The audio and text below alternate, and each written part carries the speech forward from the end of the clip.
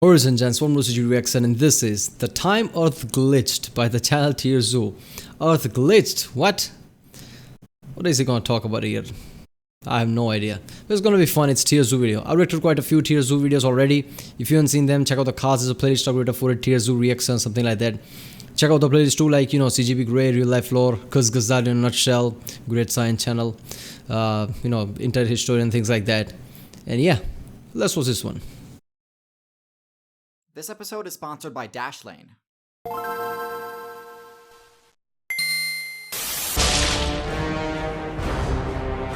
Oh, okay.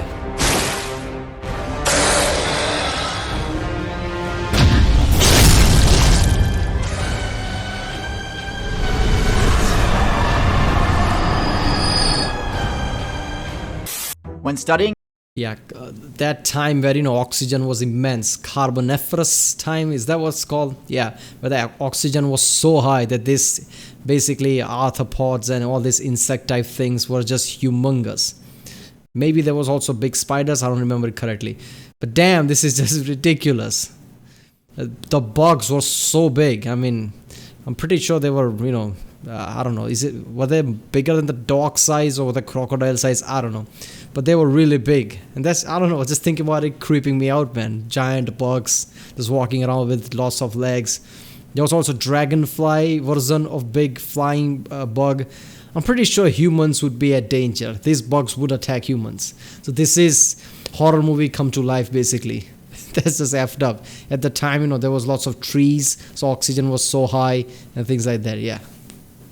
the past metas of a game, the thing you'll end up asking yourself the most is, what were the devs thinking? Sometimes this can be because they nerfed your favorite builds, sometimes it's because they added a newer, more overpowered class to the game, and sometimes the changes they make to the overworld make you question whether the devs even bothered to playtest the update before it went live. And that is what players were wondering when the devs rolled out patch 1.1.5, the Carboniferous update. This update was a serious game changer for literally every player, because of the two main changes this update introduced. The first is that it introduced abilities that allowed vertebrates to join terrestrial servers.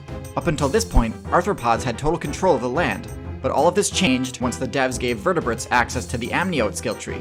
The most important thing this let them unlock was the eggshell ability, which allowed them to move their spawn points onto land. It was looking like the meta was going to be rapidly evolving. Yeah, so before this time, the creatures were walking around on the land, but they had to go back into the sea to put their eggs in.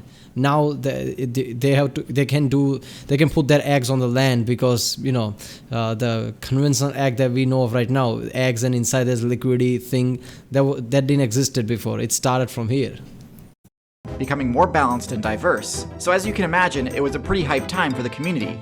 However, this hype was quickly overshadowed by the glaring lack of balance across all of the terrestrial servers due to the second change the devs made.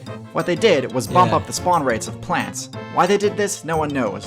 But it's my personal theory that the devs were just worried that there wouldn't be enough loot for all of the emerging terrestrial factions. Anyways, this was obviously a massive oversight. Amniote skill tree now available, increase vegetation, minor text fixes, fixed a bug that allow Reaper to teleport to an intended location. What is this all about? Is this just some game reference, or what is he on about? On their part. Some players thought it was a glitch, some assumed it was just incompetence, but the end result was the same. Increasing the plant spawn rate also increases the oxygen level of the overworld. And guess which builds have the stats that scale the best with atmospheric oxygen? Arthropods, of course. And so even though the devs were trying to shift the balance of power away from the arthropods by buffing their new competition, what ended up happening was that arthropods became far more powerful than the new terrestrial vertebrates could ever challenge. Let me show you what I'm talking about. So the HP stat of an arthropod scales directly with the atmospheric oxygen level. This is why in the meta of present day, all terrestrial arthropods are stuck in the lower weight classes. With an oxygen level of only around 20%, they're better off sinking their evolution points into other stats and abilities. Wait a minute, so arthropods, so spiders are part of that too, scorpions, cockroaches, all of these things were big? Alright, that is nightmares right there. Giant cockroaches, what is this, Fallout? Giant scorpions? Again, what is this, Fallout? And spiders, damn. During the Carboniferous meta, the oxygen level was around 35%, meaning that with only a few points spent on HP, arthropods could have a ridiculous amount of HP and still have plenty of points to put into other skills like Venom, Armor, and even the coveted Flight ability. Let's There take you a go, look at that's some what I of the was more talking about. notorious examples of overstatted arthropods. All of these are S tier pretty much just by default, since the only Yeah. competition they had was from other arthropods. Let's start with Arthropleura. This is a defense tank build with armor that could put a modern-day turtle or armadillo player Look at the defense and HP. Doesn't have power? What? to shame. The armor could defend against the fangs of giant spiders and the bite of ancient amphibian jaws. As impressive as this is, it's worth noting that this was even more OP at the time due to a lack of intelligence builds, which are the main counter to defense builds, of course. Arthropleura was a herbivore, which meant its only real weakness was, for the most part, irrelevant. The PvP builds of this meta had no such issues. While there's no shortage of terrifying aerial insect builds in present day, none would stand a chance against the eagle-sized speed demons known as griffin flies. There you They go. had the same unmatched aerial mobility that modern-day dragonfly mains do, but without the glaring lack of defense and power. That's Dragonfly that we have today. Look at that. That's big ass. Oh my god. That's just effed up. The power is immense. Look at that. Power, defense is immense. Mobility is the same. HP is high. Because of this, these players had a completely unchallenged dominance over the aerial domain, and were a nightmare for the struggling new reptile and amphibian players that were trying to break into the terrestrial meta. Yoink. By now, I'm sure you're wondering, how long did the devs let such an imbalanced meta go on? Well, relatively speaking, not that long.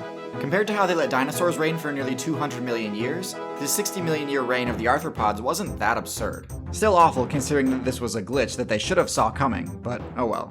After 60 million years of one of the least diverse metas of all time, the devs dropped patch 1.1.6 called the Great Rainforest Collapse, and by extension made the giant arthropods unviable. This allowed other terrestrial vertebrates to finally gain a foothold in the meta, and eventually led to reptilian builds dominating. Arthropods wouldn't become top tier again until insects unlocked the eusocial ability, which didn't happen until 3 expansions down the line in the middle of the Jurassic. But just think what the meta would look like today if the Carboniferous arthropods were still playable. If the griffin fly was still playable today, it would annihilate its competition.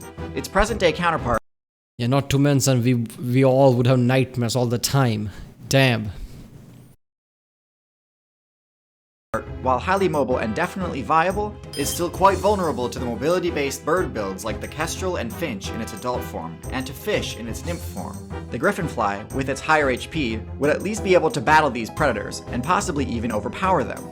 Personally, I think they'd be extremely powerful, and potentially work as a Come on, at this size, I'm pretty sure something like Raptor would kick its ass, right? Yeah. counter to the current top tier dogs and cats, being easily able to score eliminations on them if they got caught out of position. If Arthropleura was still a playable class today, it would still be extremely viable in jungle servers, although the presence of intelligence builds like monkeys might be problematic for it. Yeah, my ass would be. Look at those trees. Look at these tree stumps and look at that. So that's definitely what, 15-20 foot long, 6 foot or something wide. Monkeys. I would piss my pants if I see that. Oh, that's nightmarish right there. Although the presence of intelligence builds like monkeys might be problematic for it. It also would likely struggle to remember all of the passwords for its numerous social media accounts. Unfortunately, it's tough to survive in the current metagame without high-level intelligence stats, especially when it comes to remembering large amounts of information, like the insanely high number of passwords required to keep yourself secure. But fear not, you can use Dashlane to generate, store, and What automatically was the spider doing there? Ooh, is that another spider? That was something. Yeah, people, go to dashlane.com/TierZoo and support this channel. This is unlike any other channel I've come across. This is awesome. You know, he takes all these real world things and make it sound like it's a game. What were devs thinking? I don't know. Devs are probably Bethesda Game Studios or something. People are finding God is probably Todd Howard or something, because clearly that is what it looks like. You know, putting out things without testing. So yeah. Alright people, if you like my reaction, don't forget to like and subscribe. Check out the Rick Sunday. There's a link in the description. Check out the cast, all the playlist, check out the end cards, and I'll see you next time.